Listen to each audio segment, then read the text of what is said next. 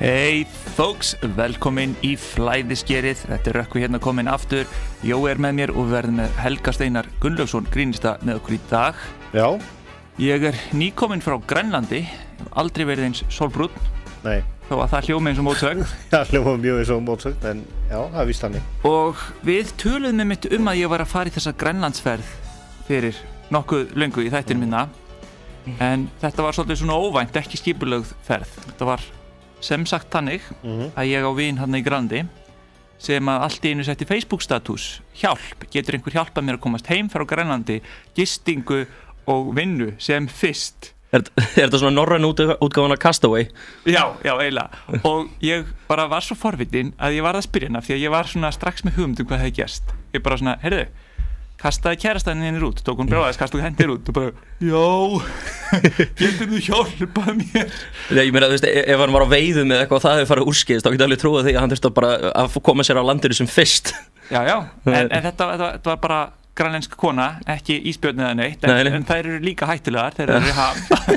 og hún hafi orðið eitthvað reiðið fyrir ykkur og hendur út og hérna, sem sagt, hann var þess að húsnæðislaus, atvinnulaus og hérna hugsanlega í hættu þannig á Grænlandi. Þannig ég gaf honum pening til að kaupa miða heim. Já. Svo bara næsta dag Hvað var 100 skall?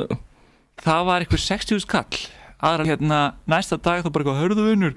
takk fyrir að kaupa miðan en hún búin að fyrirgefa mér, við ætlum að reyna að láta þetta virka. Já, hann hefur þá notað peningin í eitthvað annað og keypt öll blómin sem til á Grænlandi og fengið þannig fyrirgefningu. Þessi tvö? Þrjú, það var svo mikið túrismi þeir. Já, ég skilst þeim að Íslendingar flytji blóm til Grænlands, merkilega nokk. En nei, sem betur verið ekki. Þetta hefði svo sem líka verið alveg svona líklegur endir á þessari sögu. En sem sagt, hann átti hennan miða og hérna gall til borga mér hann aftur, því hann var ekki með nú há laun til þess að borga mér aftur. Þannig að endanum segi bara að ég geði mér bara hann heldis miða, ég fer það bara til Grænlands. Já. Og síðan þá hann búinn að hætta einu sinni með henni og byrja með henni aftur, en þau eru saman núna held ég og ég endaði að fara til Grænlands. Þetta er svona Ross og Rachel Grænlands. Já, we were on a break. That seal didn't mean anything to me. Já, þess að þau hættu saman rétt á en ég fór þangað og byrjuðu saman daginn eftir ég kom eða eitthvað svoleiðis, þannig að hérna ég veit ekki hvað staðan er núna. Ég held þessu saman ennþá.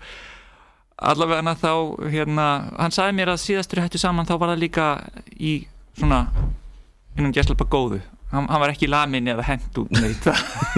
Það bara orðið fjúka en ekki hérna nefar. En allavega þá sem sagt ákvað ég að fara þangað og ég alveg lengi þorði ekki að segja konu minni frá þessu því ég vissi að hún tjúluð út í mig fyrir að lána mér pening og eitthvað svona og hérna hún var sem betur fyrir ekki brjáluð þegar ég sagði henni frá þessu en hún hættist mjög mikið að hvað verður mikið lastni. Já, ég hef gert það líka. Já, það er líka ég hefði ekkert og býður mér aldrei til útlanda en gefur einhverju vinnin. Og ég hafði engin mótrök, þú veist. Ég reyndi ekki að finna henni mótrök því þetta er svona eins og einhver kemur að þér, þú veist, konaðin kemur að þér bara í rúminu með annarri konu, bara eitthvað og reynir að segja þetta er ekki það sem það lítur út fyrir að vera. Þú getur ekki sagt eitthvað svo skeftaði. Þetta var bara jafn heimst eins og þetta leit út fyrir að vera og þetta hljómaði. Og hérna allavega þannig að ég enda á því að fara ángað og kaupa þá líka gistingu og ferð hina leiðina. Þetta er svona 160.000 kall allt. Já, þannig að ég hefði getað farið til Japan. Já, ég var að segja það, ég sagði þetta við á hann þátturinn byrjaði þegar ég var alltaf að fara til Kína, það kostaði mig einhvern, þú veist, ég meina áður en að sko WOW fyrir að bjóða beint flug til Shanghai eða Peking, hvað sem það er,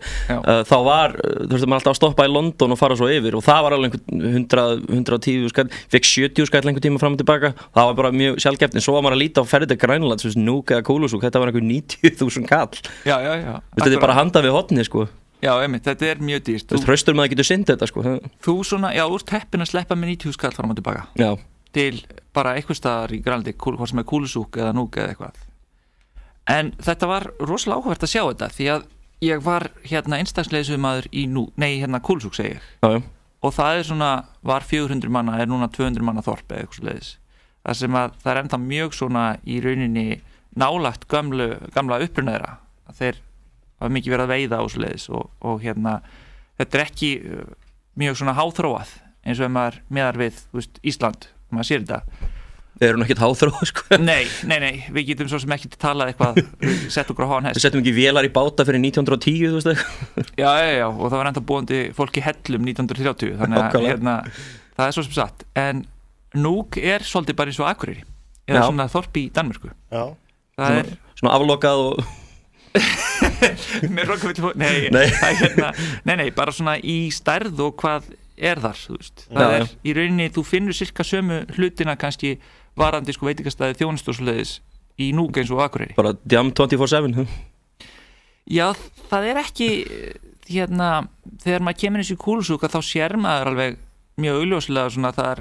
vandi með alkoholismu og svoleiðis. Þú sér það ekki eins mikið í Nuuk, þú sér það alveg, en við erum líka með okkar róna hér. Algjörlega. Þannig að þetta var ekkert eitthvað svona, þú upplifir þetta ekki sem einhvern svona eymdar bæli að koma til Nuuk, alls ekki sko. En það samt svolítið þannig að eins og við Íslendingar erum svolítið svona frumstæði skipulagi og aga oft og Grænland bara 100 sinnum verra að Nuuk var mun skára heldur en Kúlusúk upp á það að einhver segist að gera eitthvað standi við og allt það en þetta var samt alveg bara einhver mesta þraut sem ég hef leist að koma saman einu litlu uppistandi í Nuuk. Já, við erum alltaf að gigga á okkur svona afskekktum stöðum, ég og þú. Já, ég veit. Grænland, Kína, Mosfellsbæ, þú veist, við erum alla eftir þessu, sko. Það einhver sjarmi í að svona, þetta eins og landkönnuður, skilur, sem fer á Norðupólinn, þó að sé ekki þar. Þetta að brjóta eitthvað svona veggi. Þú veist, Ernest Shackleton Greensins. Já, nú ég fyrst í Íslendingunum sem að kem fram í Grænland, örugglega. Já. Það sennilega næsta skrif hjá þér, það að halda uppistand á Norðupólnum. Já, ég þyrfti þá að taka alla áhörunduna með. Já. En þá ekkert að kvarta ef enginn mætir. Þú veist, þú hefur enga afsökun í Stórborg. Þú getur alltaf vissum að þeir klappi fyrir þér af því þeir halda á sig hýta. Það var bara selur. Ég vil segja takk aðeinslega fyrir að fá mig aftur inn í þáttu. Það var rosalega gaman inn að seinast og ég finnst alltaf svo gaman að koma eitthvað í hljóðveri og útvarpssögu að þeir eru með svona öryggislið. Þeir eru eina útastöður á landinu sem bara we gotta build a wall. Við byggja vegg og bylgjan borgar fyrir það. En það merkilegt með þetta litlu öryggislið. Það nær mér svona upp að njá. Það kannski lærum. En það samt merkilegt öryggið því að það eru ótrúlega fáir sem fattar hvernig að opna. Ég meina þeir að verjast gegn einhverjum brjáluðum 8 ára krökkum. Já, það eru sumir sem verður líka bara svo forvitnir að jafnvel ef þeir koma hérna ég ætla hjóli þetta helvítis pakka út af þessu og koma hérna brjálæðir þá bara hlýð, hvernig virkar þetta? Það er bara svona tefur þetta við fara svona að reyna að leysa þrautina og meðan og hafið tíma til að setja staðin í lockdown. Já Þetta er alltaf ógeðslega gaman að koma ekki aftur og það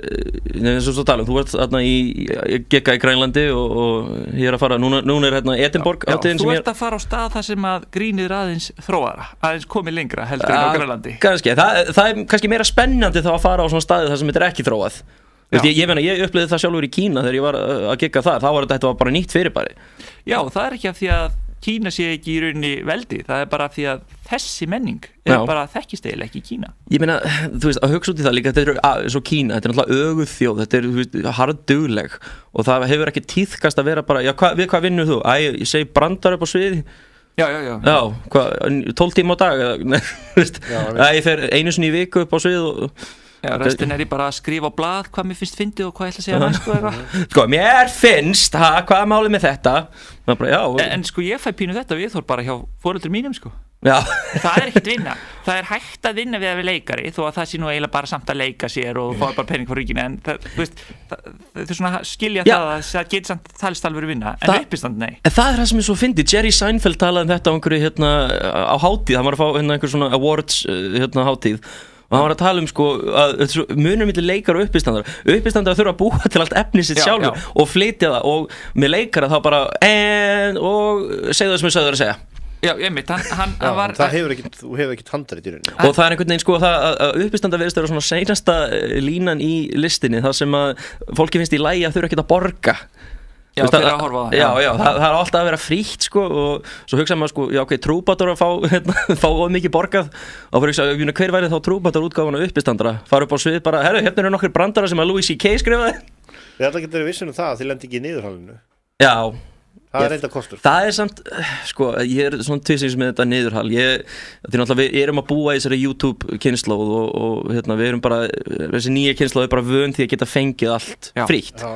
og að vissu leyti það þannig að því það svo mikið núna í gangi með nýtt fólk í tónlist og uppistand þú verður einhvern veginn að koma þér á framfæri þú verður að bara ef það einhver leið fyrir þig, fyrir fólk að vita hver þú ert út heiminn þá það allt í lagi. Bill Burr var að tala það, hann fór til Indlands það vissu allir, hann var búaður í Philadelphia hann vissu allir hver hann var út af því þeir höfðu aðgang á YouTube, þannig að það ekkert með HBO eða Comedy Central þar. Nei, hvað þá,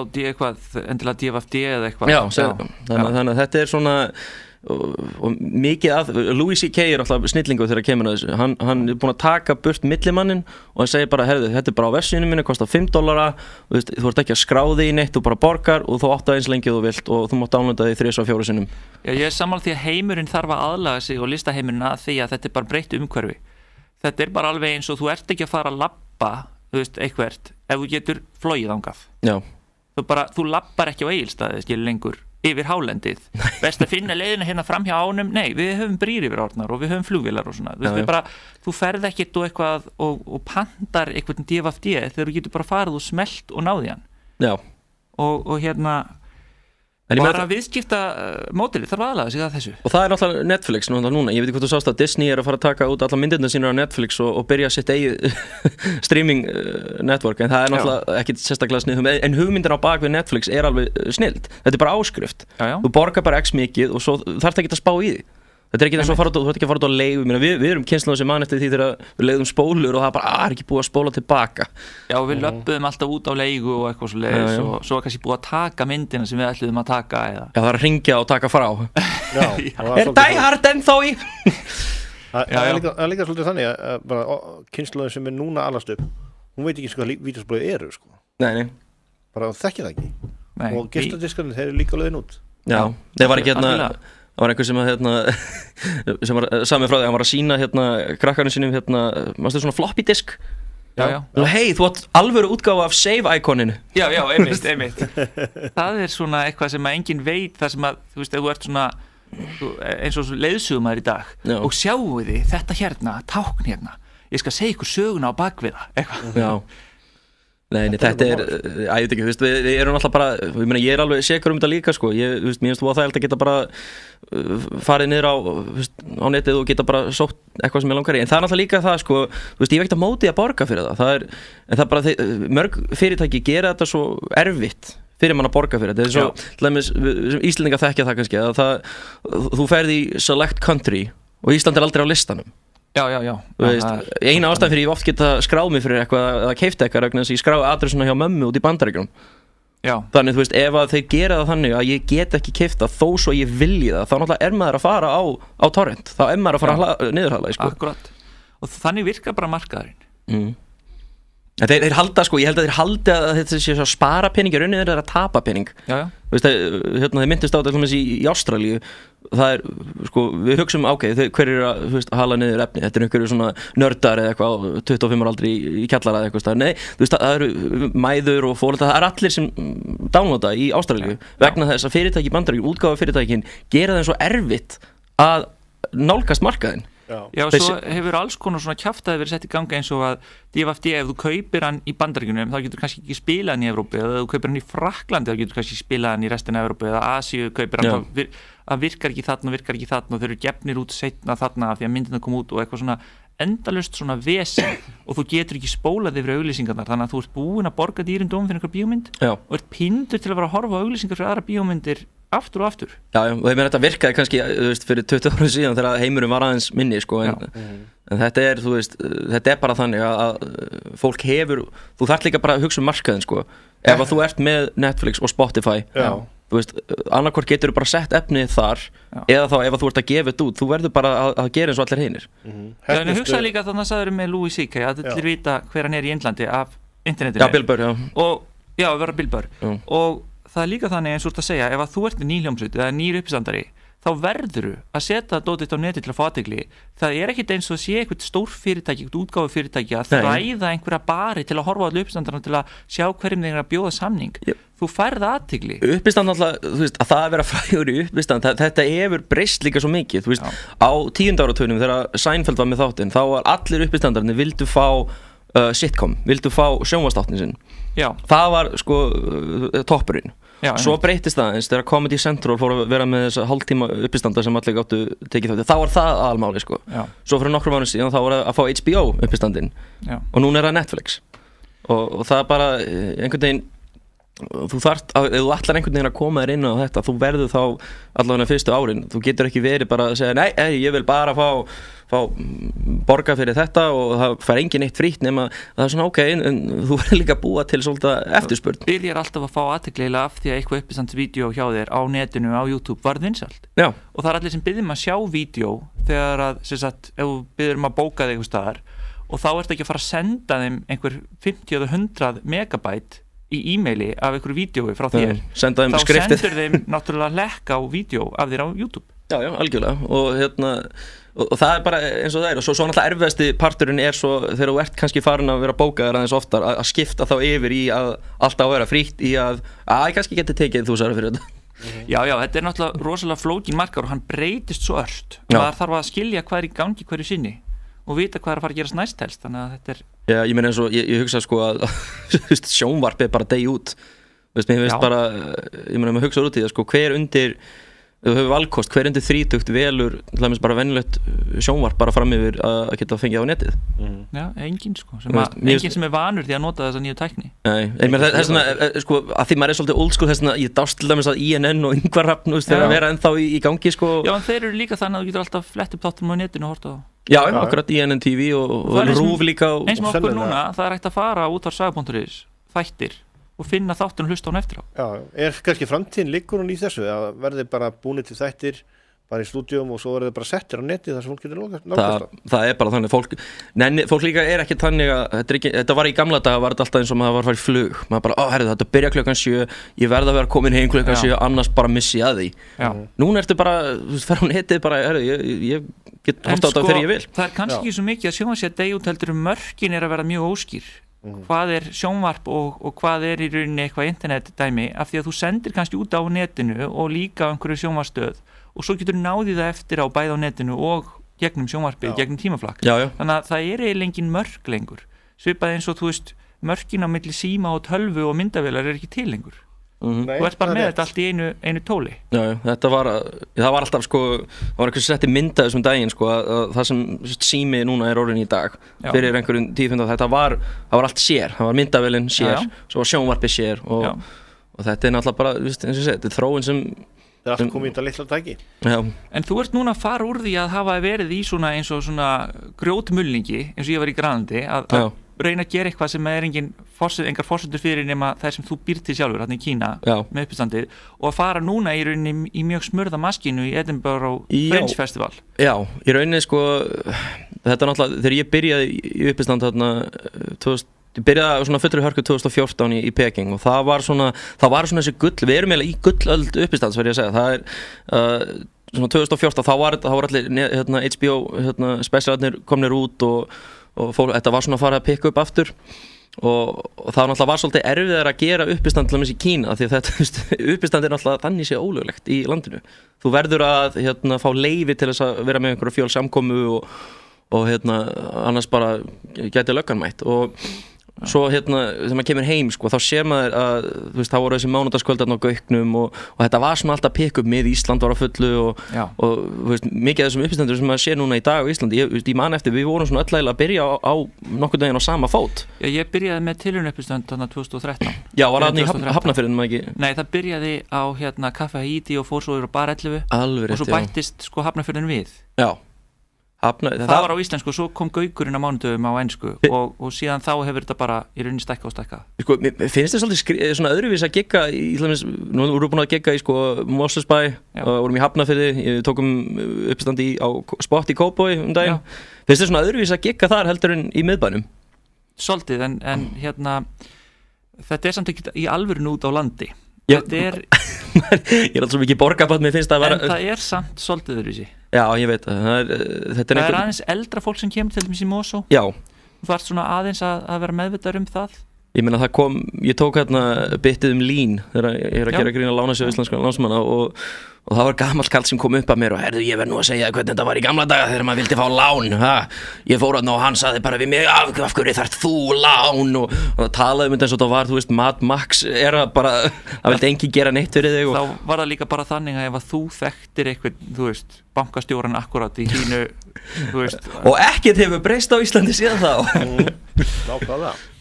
En þið hlust á Flæðiskir útvarpi sögu Jóhann Kristjánsson heiti ég og Rökkvi Steinsson hér með mér Helgi Steinar Gullarsson gestur okkar í dag grínsti og uppistandari og við ætlum að koma til skamma stund og við ætlum á auglýsingar Þetta á móti sól og lagi ég verða að koma státtur heim þetta svona kannski tilvísun í það sem að Rökkvi var að segja okkur áðan af vini sínum sem var í Grænlandi og vildi endilega koma státtur heim eftir að við hent út á kærustunni Já, og var síðan tóðaði beint inn aftur kemur kannski aldrei aftur heim Já. kannski aldrei En þetta sem sagt þessi grænlandsverð af því að ég ætlaði náttúrulega að vera með uppistand og svo náttúrulega lendi ég í grænlensku skipulagi og það sem það þannig að þetta var ein mesta þraut sem ég hef leyst að setja saman eitt einfalt uppistand á Grænlandi og ég var orðinn eiginlega mjög pirraður í endan ég hafði nokkra daga eftir og á endanum sem sagt þá ákvað ég bara því ég kynntist fólki hérna ég fór að glíma í brasilísku jiu-jitsu og eitthvað sleiðis og kallinn sem leiði mér Airbnb ég kynntist um aðeins þannig ég ákvað bara að bjóða öllum í pítsu á pizzastað Einu pizzastaðurinn á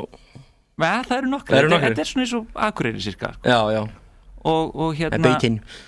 Já, að sem sagt smala bara öllum þangað á pizzastaðin bjóða öllum pítsu og halda svo uppistand þar ef mér ekki hent út bara upp á von og hóf Eftir það þessum, því við höfum oft sko byrjað þannig að við erum að gigga á stöðum sem fólk veit ekki einu svona sjó í gangi Akkurat, þú bara mætir, herðu, til þess að eyðileggja kvöldið ykkar bjóðu velkomin þessi hérna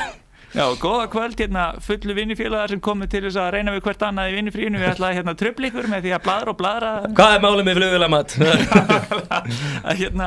Eins og þá þetta allavega vinnveittur hópur sko, og ég hefði þau næst og svo myndu kannski hinir gestirnir vera pirraður og klaga mig og mér hent út en þá geta allavega svona tikkað af listan sko, búin að vera með uppistand á Grænlandi En svo fekk ég svar frá hótelinu þarna akkurat kvöldið áður einstaks fyrirvari, já, þú mátt koma með alla fullu viniðin og vera með uppistand fyrir þá og þú kaupir drikkandæði með og Þurftur að hafa á dönsku þá, var það ekki Jú, mér var ráðlegt að gera það Ég talaði við alls konar fólk hvort þetta væri físilegt og ég heyrði ýmsa sögur ég heyrði, þú veist, grænlendingar munu bara ekki hlæja þessu þú veist því að menning þeirra er allt öðru sig og ég heyrði líka vert á dönsku, ég heyrði líka vert á ensku þannig ég fekk öll þessi misvísandi skilaboð en ég æfði mig á dönsku af því að flestir myndu skilja það og af því að mér finnst það tilheyra að vera með málið sem á þeim stað sem þar Já, alltaf að reyna það ég fór að hugsa sko að því maður hugsa sko, maður læri hvað dönsku í 10 ári í skóla og hvenær nota maður þú hefur kannski notað það þá en þú veist, ég fór að hugsa sko við svona meðal Íslendingur læri dönsku í einhverju 10 ári í skóla og einu skiptin sem við notaðum þegar við verum að lesa, þú veist, leiðbeiningar á knorr sósupökkum bara Já, nákvæmlega Uppvarmet, 2 desilíter mælt, hvað er Já, það er engin venjulegur Íslendingur sem hefur ekkert búið í Danmörku eða eitthvað sem vill frekar nota dönsku en ensku Þú veist, og fólk spyrir, já, hvað þú fer til Danmörkur? Já, ég fór til Danmörku, ég var strax beðinn að skipta yfir á ensku á mest niðurlægjandi hátt Ég held að Danir skiptist yfir í ensku til að tala um hvern annan af því þeir eru með svo mikla aflanda hreima alls staðar að þeir skilja ekki hvern annan skipta bara yfir í ensku til að tala saman Þannig að, já Það er merkileg þróun og grænlendingar tala, þú veist, ekki nákvæmlega eins dönsku heldur eins og danir, þannig að þetta var líka ágefni Ég meina, þetta er eins og Frakkland og Frans Kanada, ekki? Já, nákvæmlega, þetta er ólíkt og svo var mér líka sagt af því að, þú veist, þeim er kannski ekki svo vel við allt sé á dönsku af því að þeir eru svona búin að vera undir herraþjóðinni í Danmörku og þeir slupp aldrei eins og við þannig að, þú veist, þeim þætti kannski bara flottar að vera með dönsku en ég æfði á dönsku og var með þetta uppistand fer þarna á einhvern Skyline bar þarna á hótelinu og með uppstand á dönsku fyrir vinn mína og svo eru svona Amerikanar og Kanadamenn og Ástralar skvaldrandi í bakgrunnum ógeðslega hátt þannig að ég með uppstand á dönsku svolítinn tíma og vinir mínir hlógu náttúrulega, þetta eru vinir manns þannig að það er svona auðvitað að láta þá hlæja og svo skipti ég yfir á ensku og þá náði ég að fá alla til að hlusta og náði smá hlátri frá öllum þannig að þetta var svona þetta var mjög svona sérstakt uppistand Sko, er það ekki líka bara þarf maður ekki svolítið að lesa til þjóðina og svona hennar kannski húmor til þess að geta haldið svona uppistand þess að kannski einhver þjóðfélagsmál sem er að gera stjarna þú getur haldið uppistandi það hérna á Íslandi en þú getur ekki gert eins í í Grænlandi sko. Já, það þarf náttúrulega sko, það sem ég minni reynslu sko að vera, fólki finnst bara, viðsverum heimi finnst bara líka gaman að heyra hvað að gerast í þínu landi. Af því að þú hefur mestu réttindi til að tala það ég hef oft brent með á þessu þegar ég var í Skotlandi, ég var þar í ár að taka uppistand og ég meina, þeir hafa mjög góðan húmor fyrir sjálfum sér en þegar ég tala ensku, þá er ég með mest ameríska hreim í heimi og þeir kannski ekkert að fíla það að þú ert eitthvað að kommentera á hvað að gerast í þeirra landi sem útlendingur Já, sem hljómar eins og Ameríkani Já, sem hljómar eins og Ameríkani, þannig þú veist, þeir eru alltaf þegar nógu patronizing að vera Já, það náttúrulega líka þannig að ef þú nærð að útskýra hlutina, ef þú vitnar bara í eitthvað sem engin veit, eins og Davíð Oddsson eða eitthvað, þá hlærir enginn. En ef þú nærð að útskýra eitthvað íslenskt samhengi, hver einhver var og hvað hann gerði og eitthvað, þá getur það verið fyndið. Sko, virkilega best, náttúrulega Ari Eldjárn snillingur þegar hann tók norræna varstu ekki að sjá það bit, þannig að þegar hann tekur Ekki ennþá? Ertu ekki búin að sjá það? Hann búin að tala Finna og eitthvað svona. Já, nei, hann var að tala sko að allar þessar þjóðir, norrænu þjóðirnar þegar það hittast, það alltaf að dæma hvað þetta algjör snilldar bit sko, og það einmitt það sem þarf að afmarka sko, ok, þú lítur ef þetta eru þjóðir sem líta á sig sem sko svona bræður og systur og þá einhvern veginn hægt að tengja miklu meira sko, það en eins og í Kína sko, við vorum lítið að tala málefni sem Kínverjabrenna, þetta var eðlilegt svona, herri, sem útlendingur hér, hafið lent í þessu, þú veist, og þá var það alltaf eitthvað sem allir gátu að relata við, það var, þú veist, hvernig klósettastaðan var út á miðri götu og maturinn og geta ekki borðað hann En ég talaði eitt þarna sem að gekk mjög vel, að það var að segja að danska væri ljótasta tungumál í heimi og var að gera grína hvernig hún var fundin upp og svona til þess að fólk geti ekki heyrt hvort þú væri fullur eða ekki í vinnunniðinni, af því að þú hljómar alveg eins fullur og edrú á dönsku, þú veist, og eitthvað svona og segja þetta væri ljótasta og þau eru náttúrulega hlæja því af því að þau eru náttúrulega þjóð sem var tekin yfir af dönum og pínt til þess að læra þetta húslega ljóta tungumál. Við erum það líka. Já, nákvæmlega. Þannig að ég 10 ára af vinnandi Danish assignments og Já, þannig að sko frá einum svona nýlendu þegni til annars sko, þá gáttu við svona gert grínað helviti stöðninum. Já. Svo alltaf neittu til að horfa á allar þessar bíómyndir sem Dani voru með. Já, mitt natten. Kærlig höfuð förste hygg. Þeir gerðu 3 myndir, ég fatt það aldrei. Þú veist, ef þú nærð ekki gælun í fyrstu myndinni, þá ef þú reynir tvís, ég held að það sé bara brot sko, Já, þá farum bara nálgunum bara á þetta var svo að horfa á Guffa að reyna að fá sér á blattina Heitir þetta þá nærme að forbudt við fjerde forsøg eða eitthvað svona fjórðamyndin Það er komin í fangelsi Já En þú ert samt að fara núna af því að ég er að tala eins og Grænland og hvernig Já, þetta er útvarsaga, við talum útlendinga Já, en hvernig við erum að tala Grænland og hvernig þetta er bara eitthvað tómt rugg sem þú þarfst bara að finna út úr Þú ert núna að fara í einhverja smurðustu vél sem að fundin hefur upp í uppistandi í Edinburgh Fringe Festival hátíðin hún byrjaði þess 1947 og þessi hátíð var í raun svar við aðra hátíð sem var í gangi, ég held að var í Londonum mér rétt en það var hún var svo afmörku sko, þú veist, ef þú varst ekkert frægur, þú varst ekkert þessi headline kannski englendingarnir að snoppa á móti skoðunum eitthvað svoleiðis, þannig að það voru bara þeir bestu sem fengu að fara þannig að þeir bara sagði, ok, þá bara verðum við með okkar eigin hátíð og bjóðum bara hverjum sem langar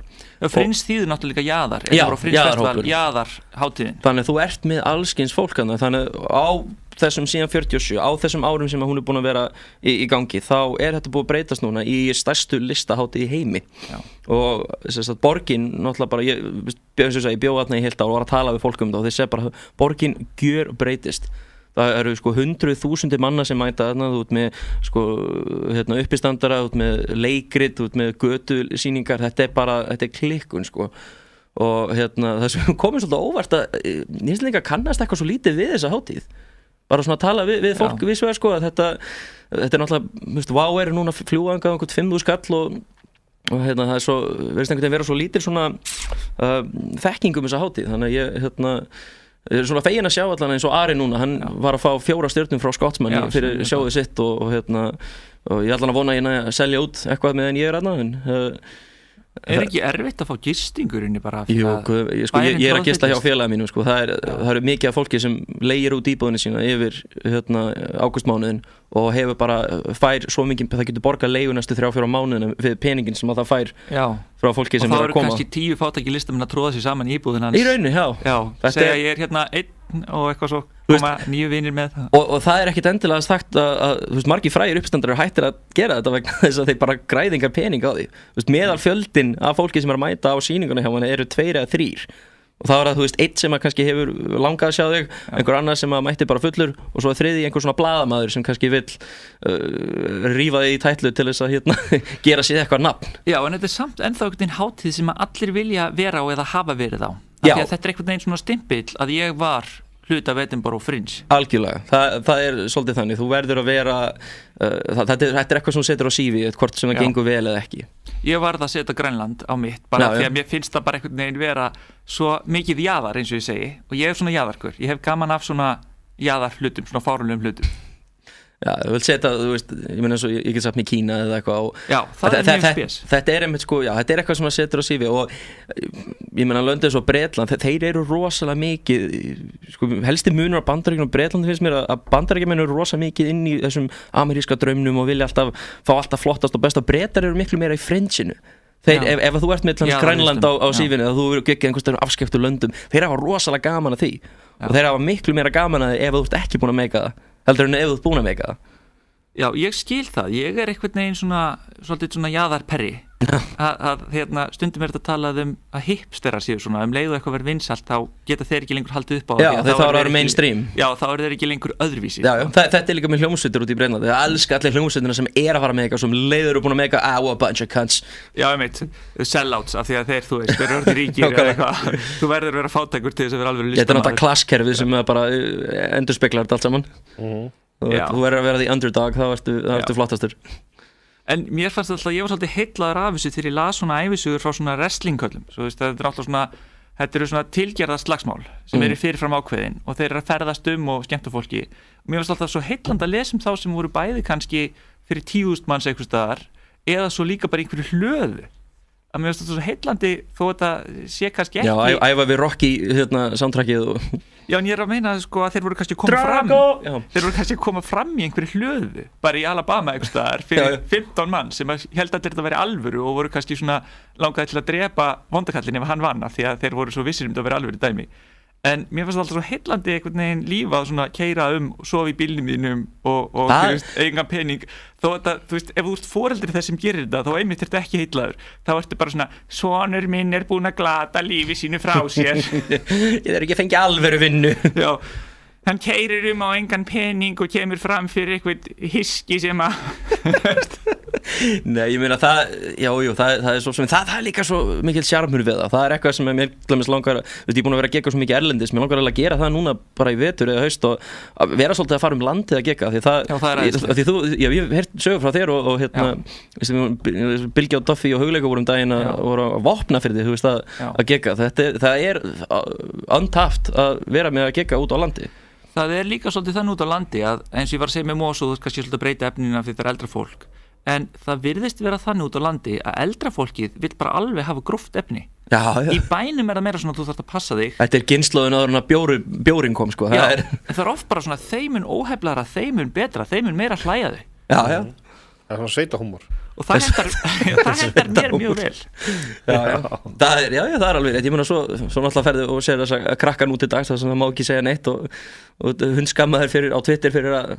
vera að segja eitt og þetta hvernig hefur þú lent í því? Við vorum að tala um einhver svona einhverja ritskoðun sem að þú hefur lent í Ég hef ekki lent í því sem grínisti svona rosa þessu svona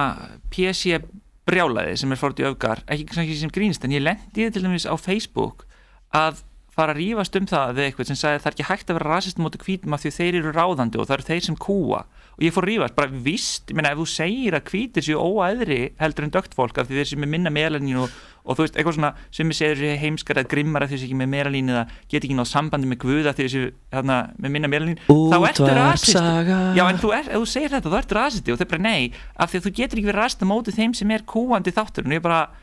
já, þú veist, hvítir hafa ekki verið ráðandi allstaðar alltaf og þeir munu ekki alltaf vera það og ef þú segir líka eitthvað að þeir sem er minna melanín svona litar, þú veist, í blóðinu í húðinni, fyrir ég ef þú segir að þeir séu eitthvað óæðri og verri þá ertu líka rasista móti svertingin sem eru minna dökkir skilur, þannig ég hef lent í því að vera blokkar og ennfrendar yfir svona rivildum sko og Bjarni Gautur hérna sem er stundum með þáttinn líka Já. Þannig ég hef lent í því en sem grínist ekki svo mikið Opnaðu með þetta materiál á Nei, því þú varst að spyrja mig Nei, þetta náttúrulega ég veit ekki, það